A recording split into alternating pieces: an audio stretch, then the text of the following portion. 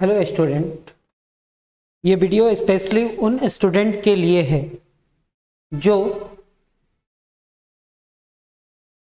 BSc maths honours कर रहे हैं या BCA, BSc IT, physics honours या केमिस्ट्री ऑनर्स कर रहे हैं, या आप बीटेक के स्टूडेंट हो या यूपीएससी एस्पायरेंट हो, नेट जेआरएफ का तैयारी कर रहे हैं या स्टेट पीसीएस का तैयारी कर रहे हैं।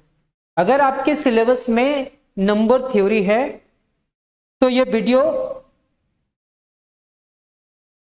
अगर आपका सिलेबस में नंबर थ्योरी जो टॉपिक है, अगर वो सिलेबस आपके सिलेबस में है और आप अपने बेसिक मैथ्स के कॉन्सेप्ट को स्ट्रांग करना चाहते हैं और मैथ्स को इजीली और सिस्टमैटिकली समझना चाहते हैं, तो यह वीडियो आपके लिए परफेक्ट होगा। मेरा नाम संदीप और आप सबका स्वागत है हमारे आज के क्लास में, मैथ्स विद संदीप भट्ट ना। तो चलिए शुरू करते हैं।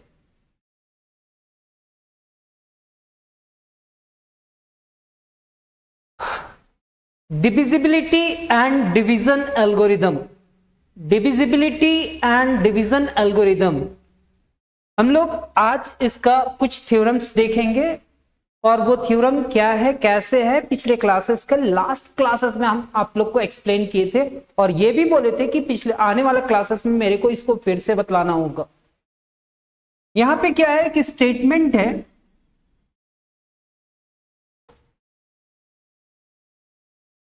सर यहां पे एक थ्योरम है, थ्योरम का नाम है division algorithm. Division algorithm statement क्या कहता है कि कोई दो इंटीजर है जहां पे a एक पॉजिटिव इंटीजर है, then there exist unique integers q and r such that. यहां पे आपको बोला कि a और b दो इंटीजर है, a और b दो इंटीजर है जहां पे a पॉजिटिव है। जीरो से बड़ा होने का मतलब समझना पॉजिटिव, जीरो से बड़ा हो जाना, जीरो से बड़ा मतलब 1 2 3, जीरो से बड़ा होने का मतलब पॉजिटिव। यानी कि a हमारा पॉजिटिव है तब यहां पे एक एग्जिस्ट करेगा। b के बारे में नहीं बतलाया, b हमारा जीरो भी हो सकता है, निगेटिव भी हो सकता है और पॉजिटिव भी हो सकता है। तो कहता है then there exist unique integer q and r such that b is equal to aq plus r, जहां पे r का वैल्यू जीरो से बड़ा या बराबर हो सकता है लेकिन मॉड ऑफ a से छोटा होगा। मॉड ऑफ a कहने का मतलब a का वैल्यू पॉजिटिव, यहां पे a पॉजिटिव है इसलिए मॉड ऑफ a लिख सकते हैं। ये q किसको कहेंगे, तो here q is called quotient and r is called remainder. Sir q हमारा क्वोशेंट है और r हमारा क्या है, रिमाइंडर।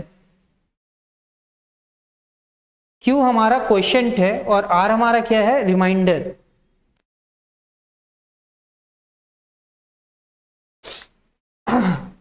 मतलब ये 20 है और 20 को अगर हम 7 से डिवाइड कर रहे हैं, 4 से डिवाइड कर रहे हैं, 20 को अगर हम 4 से डिवाइड कर रहे हैं तो 4 5 20 होगा, 4 5 20, तो रिमाइंडर कितना आया, 0। सर 21 को अगर हम 4 से डिवाइड करेंगे तो 4 5 20, रिमाइंडर कितना आएगा, 1 आएगा। सर 22 को अगर हम 4 से डिवाइड करें तो 22 को 4 से डिवाइड करेंगे तो 4 5 20 एंड रिमाइंडर कितना आएगा, 2। 23 को अगर हम 4 से डिवाइड करेंगे तो 4 5 20 एंड रिमाइंडर कितना आएगा, 3। सर 24 को अगर 4 से डिवाइड करेंगे तो 4 6 24, रिमाइंडर कितना आएगा, फिर से 0। तो ये हम लोग ये देख पाए कि सर हम 20 को अगर हम 4 से डिवाइड कर रहे हैं तो रिमाइंडर 0 आ रहा है, 1 आ रहा है, 2 आ रहा है, 3 आ रहा है, फिर से 0 आया। यानी कि अगर हम किसी नंबर को 4 से डिवाइड किए, फॉर एग्जाम्पल 20 को अगर हम 4 से डिवाइड किए तो हम क्या लिख सकते हैं, 4 5 20 और रिमाइंडर क्या होगा, 0। सर 21 को जब हम 4 से डिवाइड किए ना तो क्या हुआ, 4 इंटू 5 प्लस रिमाइंडर 1 हुआ। फिर हम 22 को 4 से डिवाइड किए, 22 को 4 से डिवाइड किए तो 4 5 20 एंड रिमाइंडर 2 हुआ। 23 को 4 5 20 एंड रिमाइंडर क्या हुआ 3, यानी कि 24 को क्या लिखे 4 इंटू 5 नहीं 4 इंटू 6 प्लस 0। मतलब आप ये देखो, अगर हम किसी नंबर को 4 से डिवाइड कर रहे हैं तो रिमाइंडर क्या आएगा, रिमाइंडर हमारे पास आएगा 0 1 2 3, बस इतना ही आएगा। यानी कि रिमाइंडर जो आएगा ना वो 0 के बराबर हो सकता है और 0 से बड़ा भी होगा, लेकिन लेस देन 4 होगा, 4 से हमेशा छोटा होगा। क्या बतलाया वो समझ में आया?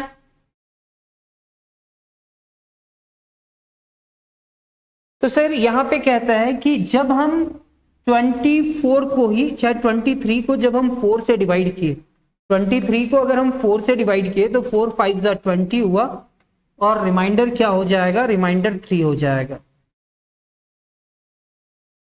यहां पे क्या लिखेंगे, 23 को 4 इंटू 5 प्लस 3, 4 इंटू 5 प्लस 3। वो एक बच्ची है ना, उनको पढ़ा दीजिए।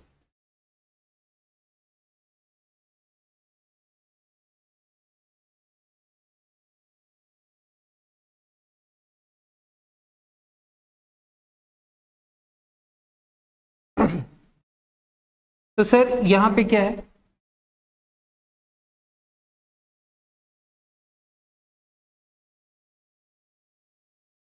तो यहां पे क्या है कि हम इस 23 को किनको किनको उस क्लास में बैठे हुए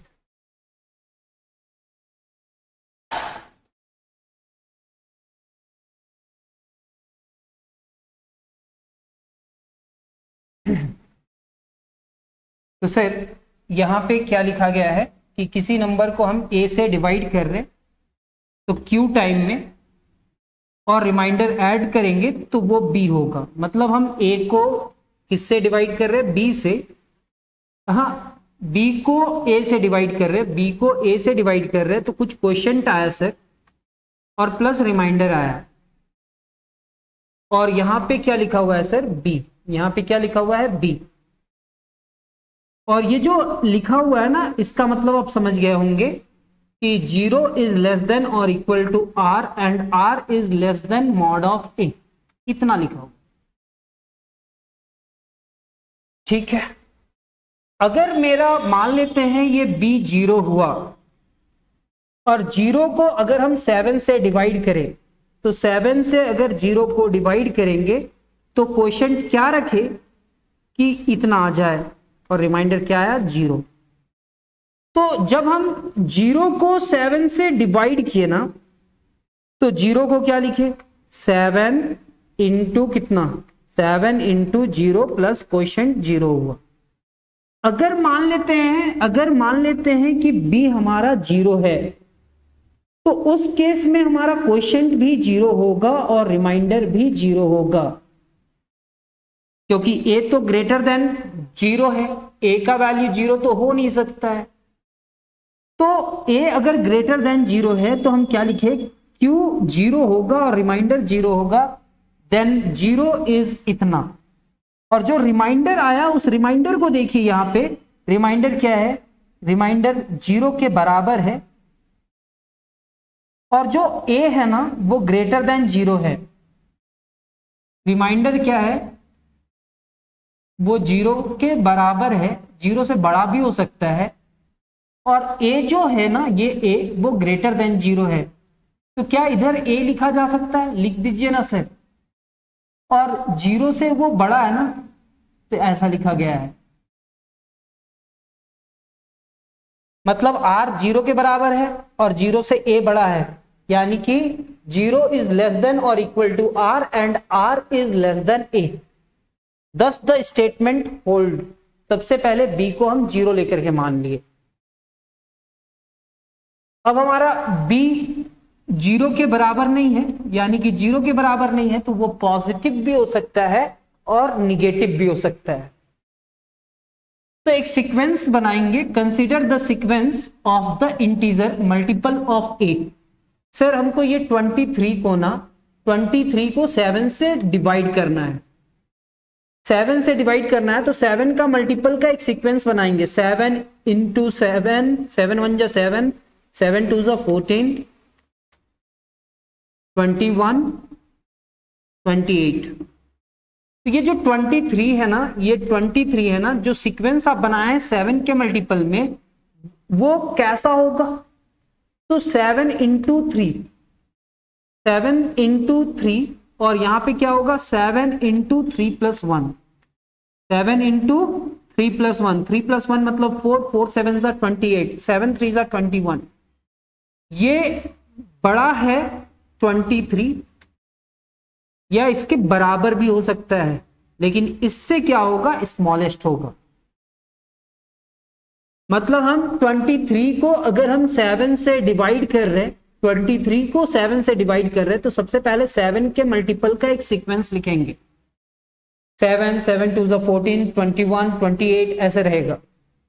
अब ये 23 को देखेंगे तो इसमें कहीं ना कहीं 7 3 जा कितना हुआ? 21, एंड ये 4 होगा, 4 7 जा 28, यानी कि 21 से बड़ा 23 है और लेस देन कितना है? 28। अगर ये हमारा 7 से डिवाइड होता और मान लेते हैं ये 23 ना हो करके ये मेरे पास हो जाता 28, कितना हो जाता? 28। तो 7 इंटू 4 से ये बड़ा और बराबर भी हो सकता था, लेकिन 7 इंटू 5 से स्मॉलेस्ट होगा। 4 प्लस 1, हाँ आ जाइए। तो 7 इंटू 4 और 7 इंटू 5 से ये बीच में रहेगा। तो इधर इक्वल टू का साइन कहने का मतलब सबसे ग्रेटेस्ट नंबर को इधर रखते हैं और उससे एक उधर रखते हैं। तो यहां पे क्या लिखा है? a इंटू क्यू करके ना कुछ लिखा है। तो कहता है कंसीडर द सीक्वेंस। अभी b पता नहीं है कि वो क्या है, लेकिन उस b को a ही डिवाइड कर रहा है। कौन डिवाइड कर रहा है? a। Consider the sequence of integer multiple of a। यहां पे आप लिखे हैं -2a, -a, 2a और 3a, इधर भी लिख सकते हैं, and so on. Let AQ be the greatest multiple of a। AQ जो है ना सर, वो ग्रेटेस्ट मल्टीपल ऑफ a है। क्या है? Greatest multiple of a। 7 4 जा 28, ग्रेटेस्ट है ना, 7 चौके 28, 28 को 7 से डिवाइड कर रहे हैं तो 28 सबसे बड़ा है। 23 को 7 से डिवाइड कर रहे हैं तो 21 सबसे बड़ा है। तो यहां पे a इंटू क्यू अगर ग्रेटेस्ट मल्टीपल ऑफ a है, इसका मतलब क्या है? AQ इज लेस देन और equal to B and B is less than A into Q plus इतना। A into q greatest multiple of A है, जो उसके करीब पहुंच सकता है। किसके करीब? B के।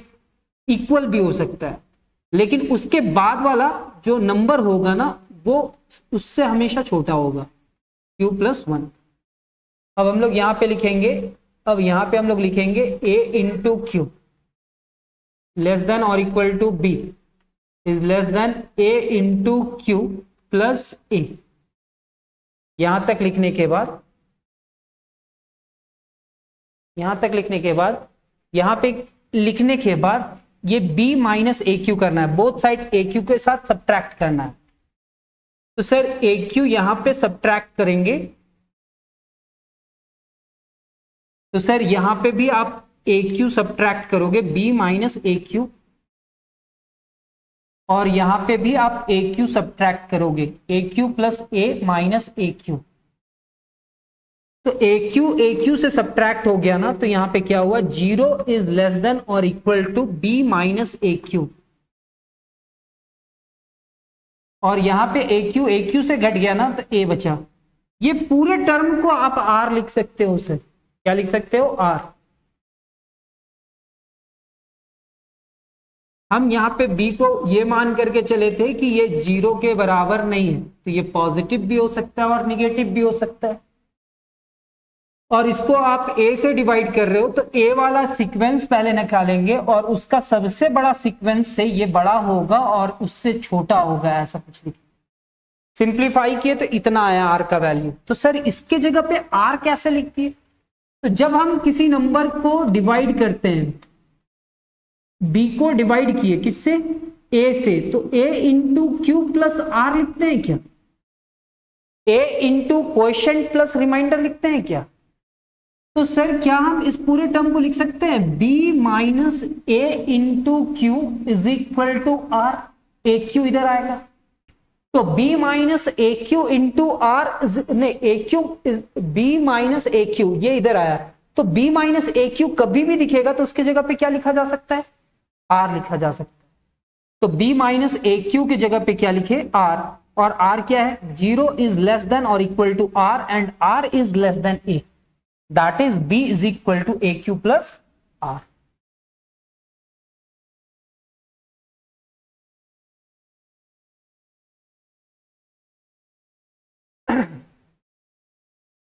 सबसे पहले इस b को हम a से डिवाइड किए तो a into Q plus r हुआ। ये r का जो फंडा है ना वो क्या होगा?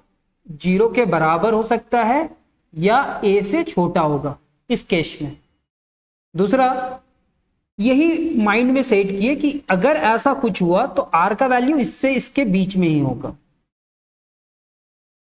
मतलब डिवीजन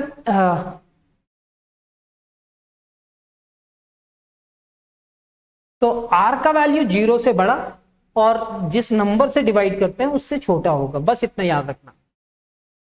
यहां पे यूनिकनेस बोल रहा है। यूनिकनेस का मतलब क्या है? Suppose there exist integer q1 r1 and q2 r2 such that, दो अलग अलग क्वोशिएंट है और दो अलग अलग रिमाइंडर है।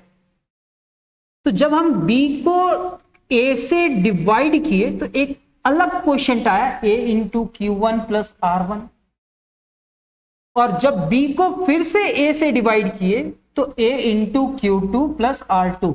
ऐसा पॉसिबल तो होगा नहीं, लेकिन फिर भी ये जो r1 है ये हमको पता चल गया है कि ये 0 के बराबर हो सकता है लेकिन लेस देन a होगा क्योंकि a से डिवाइड कर रहे हैं। ये r2 क्या होगा? ये r2 भी 0 के बराबर हो सकता है और 0 से बड़ा होगा लेकिन ये 8 से छोटा होगा। तो ये केस नंबर 1 हुआ और ये केस नंबर क्या हो गया? 2। दो केस हुआ। ये इक्वेशन 1 इक्वेशन 2 को सब्ट्रैक्ट कर देते हैं। मान लेते हैं ये हमारा इक्वेशन 1 है और ये मान लेते हैं इक्वेशन नंबर 2 है। ये हमारा इक्वेशन नंबर 2 है। तो इक्वेशन नंबर 1 और 2 को सब्ट्रैक्ट कर देते हैं तो b माइनस बी हो जाएगा। b माइनस बी, यहां पे इस पूरे टर्म में इसको सब्ट्रैक्ट करेंगे, चाहे इसमें इसको सब्ट्रैक्ट करेंगे। तो चलो ना, इसको इसके साथ सब्ट्रैक्ट कर रहे हैं तो a into Q one minus a into Q two, r1 बीच में प्लस है तो r1 minus r2, b minus B is equal to 0 हो जाएगा। यहां पे क्या हो जाएगा सर? a कॉमन निकाल लो। तो सर a कॉमन निकाले ना तो q1 माइनस q2 हुआ, और जब यहां पे देख रहे हैं r1 माइनस r2 है, क्या है? r1 माइनस r2 है। इस पूरे टर्म को पॉजिटिव को इधर लेकर के आएंगे ना तो ये क्या हो जाएगा sir? Minus r1 minus r2 is equal to a, यहां पे a है, a into Q one minus Q two. Sir यहां पे निगेटिव है बाहर में और यहां पे भी निगेटिव है, निगेटिव को मल्टीप्लाई कर देते हैं ना। जैसे ही निगेटिव को मल्टीप्लाई करेंगे तो ये r2 माइनस r1 होगा is equal to a into Q one minus क्यू2।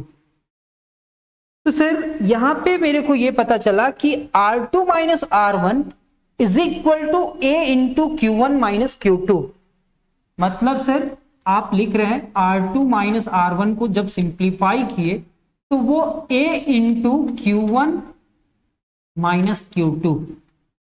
हम ये मान करके चले कि किसी बी को अगर ए से डिवाइड कर रहे हैं तो उसका दो अलग क्वोशिएंट आ सकता है, Q1 और Q2 दो अलग अलग क्वोशिएंट आ सकता है। अगर किसी एक स्टूडेंट का 5 क्वोशिएंट आया तो कोई अनदर स्टूडेंट का 7 क्वोशिएंट आ रहा है, उसी नंबर को उसी नंबर से डिवाइड करने से। किसी का रिमाइंडर 7 आया तो किसी का रिमाइंडर 4 आ रहा है, और हम ये सोच लिए कि सर इसका दो क्वोशिएंट है और दो रिमाइंडर है अलग अलग। बाद में हम प्रूफ करेंगे कि Q1 और Q2 दोनों अलग अलग रिमाइंडर नहीं, दोनों सेम रिमाइंडर।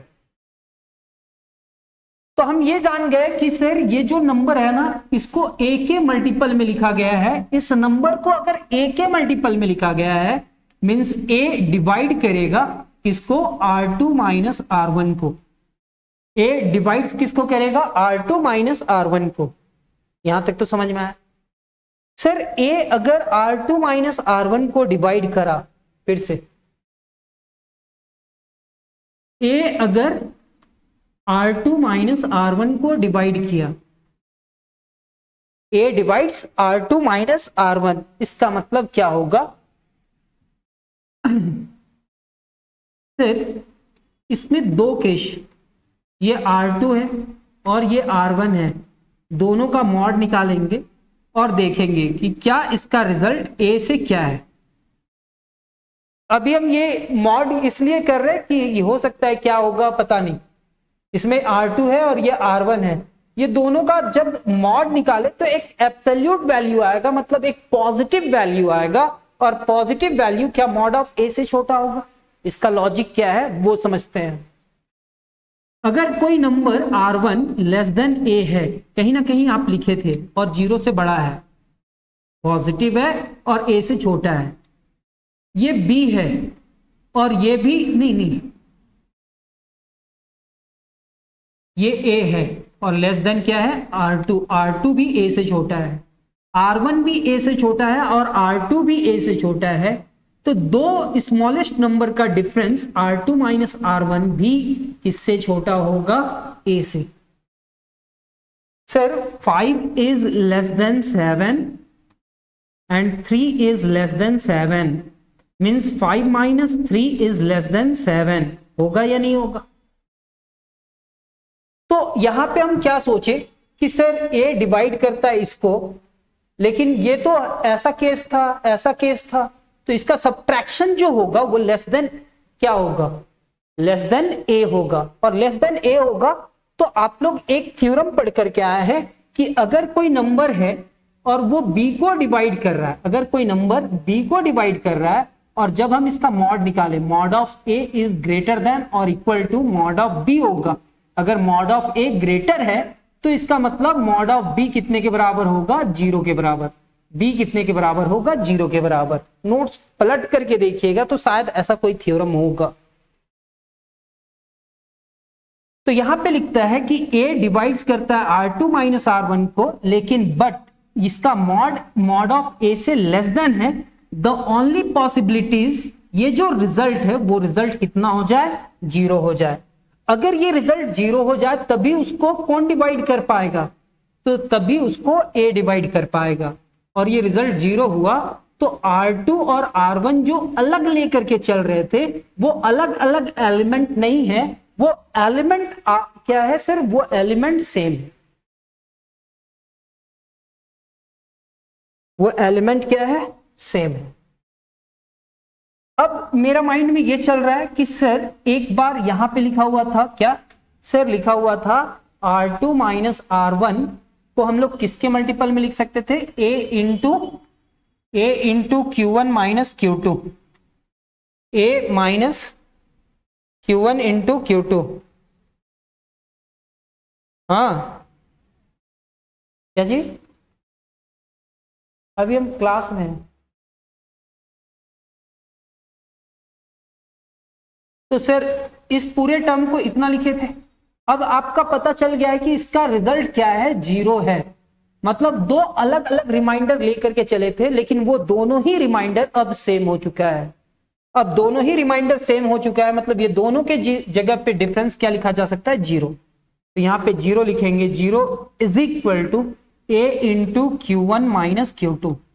आप पहले ही बोल चुके हो सर कि a जो है ना, ये जो a है ना वो ग्रेटर देन 0 है, यानी कि a तो 0 के बराबर होगा नहीं। अगर a 0 के बराबर नहीं होगा मींस ये रिजल्ट क्या होगा, 0 के बराबर, यानी कि Q1 माइनस Q2 कितने के बराबर होगा, 0 के बराबर। तो Q1 इज इक्वल टू क्या हो जाएगा, Q2। तो किसी नंबर को अगर हम a से डिवाइड करें तो जो क्वोशिएंट प्लस रिमाइंडर आता है, तो ये जो r है ना सर, वो r 0 के बराबर हो सकता है, लेकिन मॉड ऑफ a से हमेशा क्या होगा, छोटा होगा। मॉड ऑफ a इसलिए ले सकते हैं क्योंकि यहां पे a पॉजिटिव है, a क्या है, पॉजिटिव है। तो Q1 is equal to Q2। So R1 is equal to R2 and Q1 is equal to Q2. Both Q and R uniquely।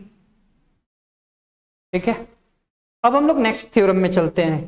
Theorem ही है ऐसा मान करके चलना, कोरोलरी को थ्योरम ही कहते हैं, लेकिन इस थ्योरम को प्रूफ करने के लिए एक अनदर थ्योरम का यूज करेंगे, हेल्प लेंगे। यहां पे कहता है कि दो इंटीजर है जहां पे a का वैल्यू 0 के बराबर नहीं है। इससे पहले वाला में बोला था कि a पॉजिटिव है, लेकिन यहां पे क्या केस कर दिया कि a is not equal to 0, a का वैल्यू 0 नहीं है। मतलब वो जो नंबर डिवाइड कर रहा है वो हो सकता है पॉजिटिव भी हो या निगेटिव हो। Then there exist unique integer q and r, unique integer q and r such that b is equal to aq plus r, जहां पे r का वैल्यू 0 के बराबर और 0 के बराबर और 0 से बड़ा हो सकता है, लेकिन हमेशा मॉड ऑफ a से क्या होगा, लेस देन। प्रूफ में हम लिखे हैं, आप कट कॉपी पेस्ट मार देना। कहता है कि if a is greater, this is exactly the division algorithm state above. जो हम लोग पहले अभी तुरंत प्रूफ किए थे ना, सिर्फ केस क्या है, a और b यहां पे इंटीजर है, a और b इंटीजर है, जहां पे a का वैल्यू क्या है,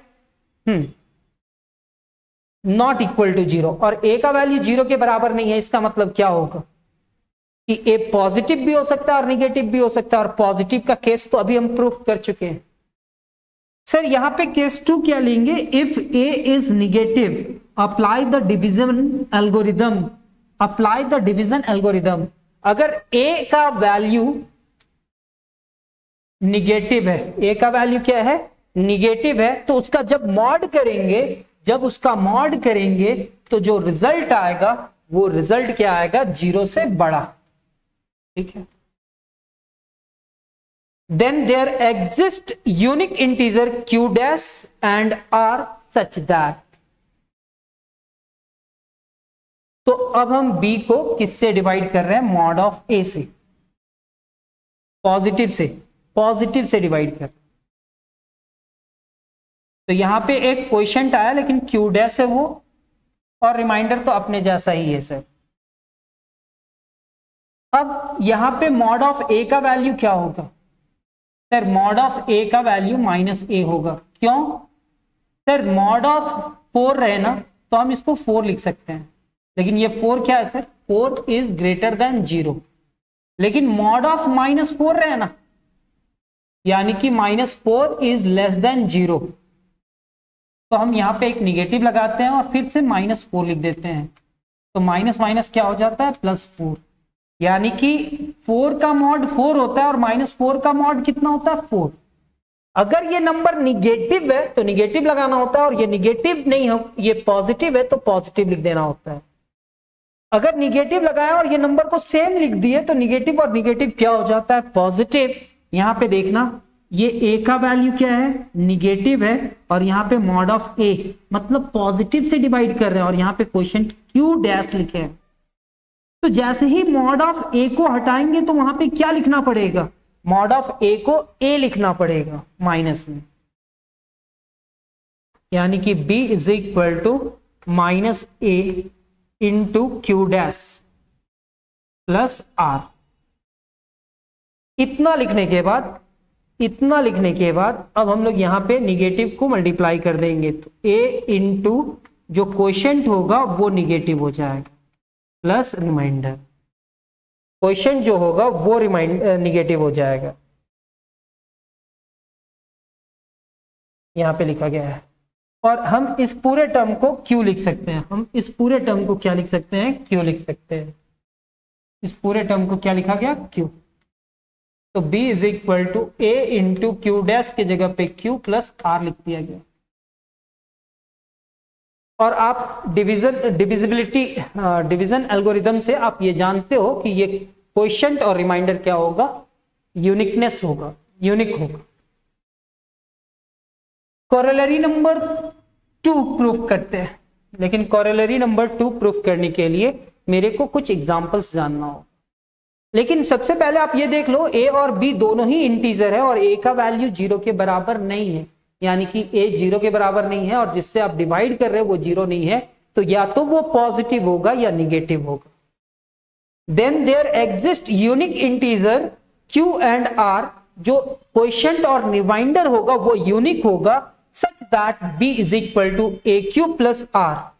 और यहां पे मॉड में ऐसा कुछ लिखा हुआ है, ठीक है।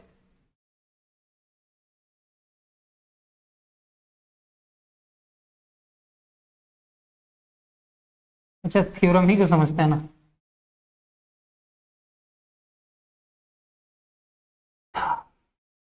तो b को हम किससे डिवाइड कर रहे हैं, b को हम a से डिवाइड कर रहे हैं, तो a into Q plus r लिखेंगे। और ये r का वैल्यू क्या होगा, तो r का वैल्यू क्या होगा,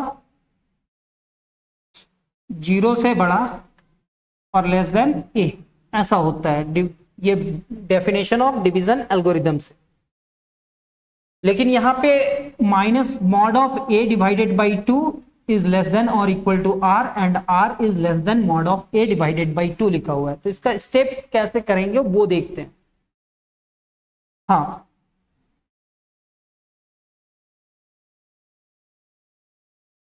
यहां है, सबसे पहले डिवीजन एल्गोरिदम से स्टार्ट करेंगे।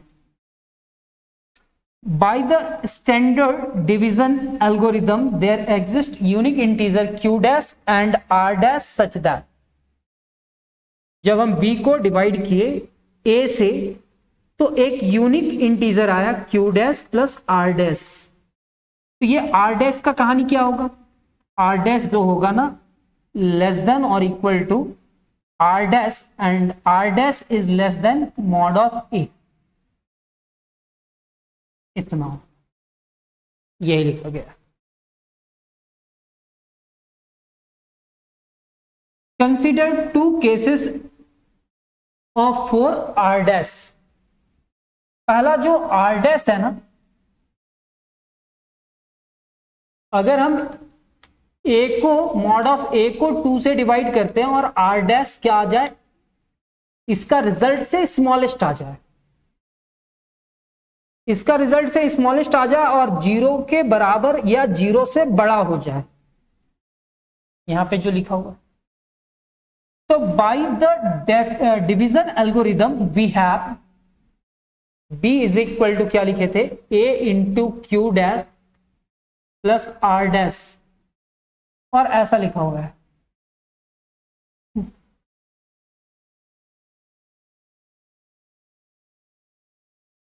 कब, जब इसका जो रिजल्ट है ना वो लेस देन क्या आ जाए, रिमाइंडर अगर कुछ आया और उस रिमाइंडर को 2 से डिवाइड किए और उसका जो रिजल्ट है वो रिजल्ट रिमाइंडर से क्या हो, बड़ा हो जाए, रिमाइंडर से क्या हो जाए, बड़ा हो जाए, तब हम लोग क्या करेंगे कि b इज इक्वल टू यहां पे q डैश के जगह पे सिर्फ q लिखेंगे और r डैश के जगह पे r लिख देंगे। यहां पे कहता है कि r डैश जो है ना, जब हम a से डिवाइड कर रहे हैं और उसको 2 से डिवाइड किया और अगर वो r डैश से बड़ा आ गया तो सिर्फ क्या करना, q डैश की जगह पे q लिख देना और r डैश की जगह पे r लिख देना। देन आप नोटिस करना कि अगर इसका रिजल्ट इससे छोटा है तो 100% इससे बड़ा होगा, यानी कि ये जो रिजल्ट है ना, ये r डैश अगर इससे छोटा है mod of a divided by 2 से, तो जीरो से तो बड़ा है, और अगर जीरो से बड़ा है इसका मतलब mod of minus mod of A by to उसका रिजल्ट से बड़ा और बराबर होगा। यहां पे यही लिखा गया।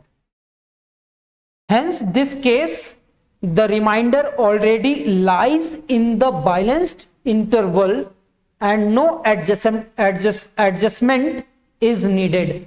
यहां पे कोई भी एडजस्टमेंट नीड का जरूरत नहीं है। सर कुछ भी नहीं समझ में आया।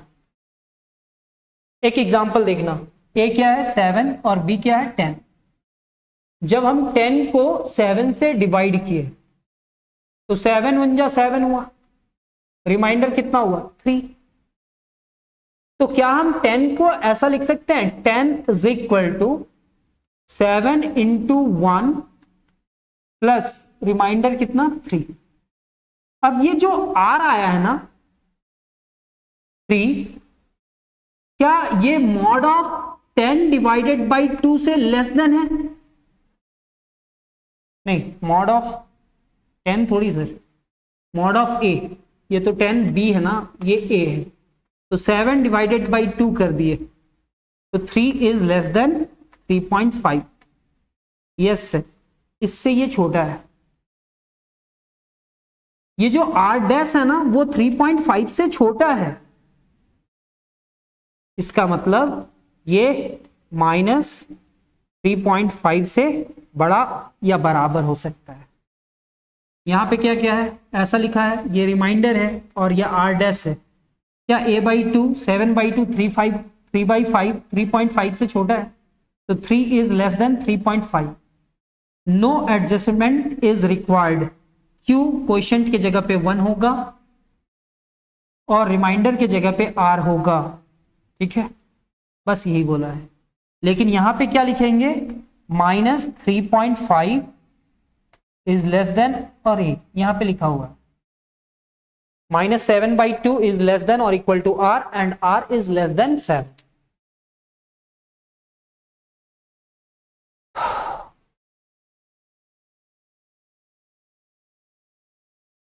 लेकिन यहां पे कहता है क्या है कि जब ये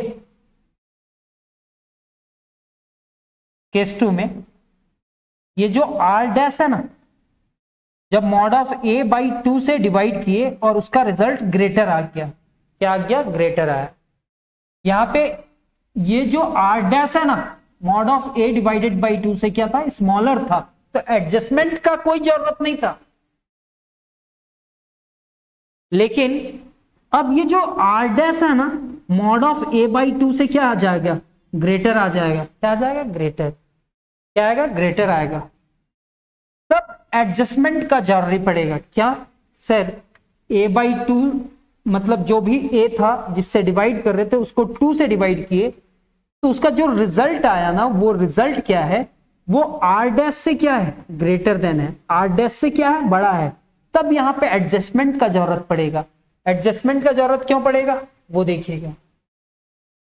यहां पे मॉड ऑफ a बाई 2 जब इसको डिवाइड किए तो आर डैश इससे बड़ा हुआ, तो अगर आर डैश इससे बड़ा हुआ तो मॉड ऑफ ए से तो छोटा ही होगा ना, मॉड ऑफ ए से छोटा होगा।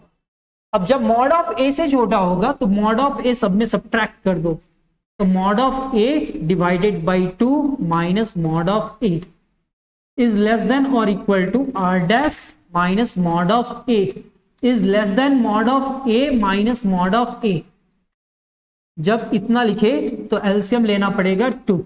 यहां पे लिखेंगे mod of A minus 2 into mod of A is less than और equal to R dash minus mod of A is less than, ये 0 हो जाएगा।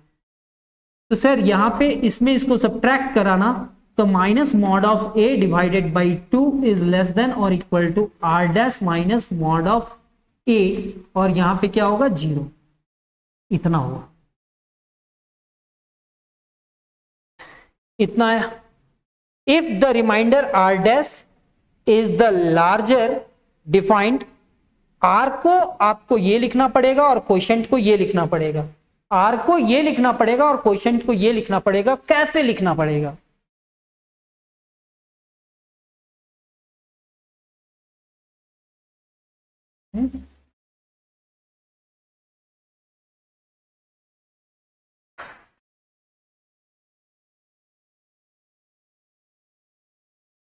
Mod of A by two is less than और equal to R dash minus mod of A के जगह पे are लिख देंगे। तो यहाँ पे आर लिखना है और यहाँ पे क्या है, लेस देन जीरो, जीरो से छोटा होगा ये आर, और जीरो से छोटा होगा तो 100% mod of A divided by 2 से भी छोटा होगा। इतना लिख दिए। तो एडजस्टमेंट क्या किए sir, are dash minus mod of A के जगह पे क्या लिखे हैं, आर, ये याद रखिएगा। तो b इज इक्वल टू क्या था, तो b इज इक्वल टू था हमारा a into q dash plus r dash. तो b is equal to a into q dash plus r dash. तो आर डैश का वैल्यू यहां से निकालिए। तो सर आर डैश का वैल्यू क्या आएगा, mod of a plus r आएगा क्या। तो यहां पे क्या लिखेंगे, mod of a plus r आ जाएगा। मॉड ऑफ a का मतलब क्या होगा, प्लस माइनस। अगर a पॉजिटिव रहा तो प्लस, अगर a निगेटिव रहा तो माइनस। यहां पे a प्लस आर लिखेंगे। क्या a कॉमन आ रहा है, अगर a कॉमन आया तो यहां पे क्या आया, q1 प्लस माइनस 1, यहां पे क्या आएगा r। एडजस्टमेंट करना है कि r इतना जो है ना प्लस माइनस में हम प्लस ही ले लेते हैं। b is equal to a into q dash plus 1 is plus r। इस पूरे टर्म के जगह पे, इस पूरे टर्म के जगह पे q डैश प्लस 1 के जगह पे आप q लिख देना। तो b is equal to a into Q plus r। तब जब रिमाइंडर क्या होगा, minus a by 2 is less than और equal to r and r is less than mod of a divided by 2।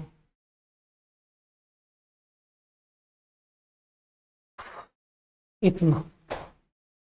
Hence R lies the balanced interval. In both case we have integer q and r such that इतना। Thus by balanced division algorithm is proved। इस theorem को कहते हैं balanced division algorithm is proved। अब यहाँ पे uniqueness बाद में देखेंगे, पहले हम लोग एग्जांपल देखेंगे। यहाँ पे a क्या है 7 और b कितना है 20। अब 20 को 7 से डिवाइड करा, 20 को 7 से डिवाइड किया तो 7 2 जा 14 प्लस कितना आया 6। तो r डैश हमारा क्या है 6 है और 7 है। तो क्या हम 7 को अगर हम 2 से डिवाइड करें, 7 को 2 से डिवाइड करें, ये तो 6 है, और 7 को 2 से डिवाइड करें तो 3.5 आएगा। तो 6 इज ग्रेटर देन और इक्वल टू 3.5। तो एडजस्टमेंट करना होगा। कैसे एडजस्टमेंट करना होगा, तो जो क्वोशिएंट होगा ना, उस क्वोशिएंट में, क्वोशिएंट कितना था 2, तो 2 में कितना ऐड करना पड़ेगा +1। अभी लिखे थे ना q प्लस 1, कहां पे लिखे थे सर बतलाओ।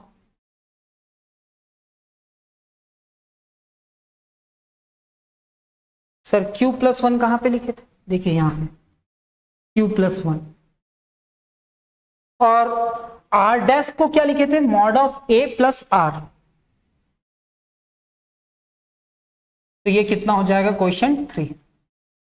और अगर क्वोशिएंट 3 हुआ तो उसके बाद r क्या होगा, r को क्या लिखे थे, मॉड ऑफ a माइनस, नहीं sir, r dash minus mod of a। r dash कितना है, r डैश हमारा 6 है और ये कितना है 7। तो 6 माइनस 7 इज इक्वल टू -1, ये r। तो सर ये 20 हुआ, 20 को जब 7 से मल्टीप्लाई किए तो 7 3 कितना हो जाएगा 21 प्लस रिमाइंडर के जगह पे क्या लिखना पड़ेगा -1।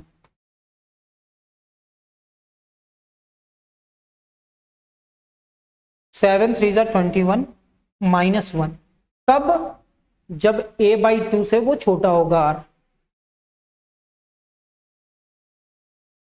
या ग्रेटर होगा, ग्रेटर होगा।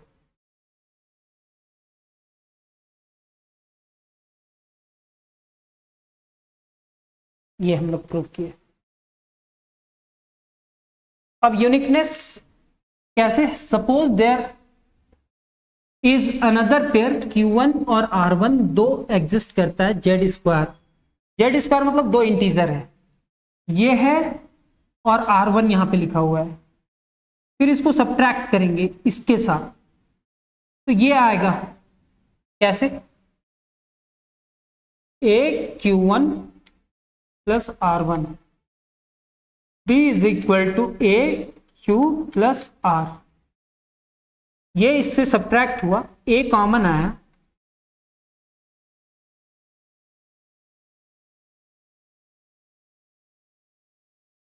Q माइनस Q1 और कम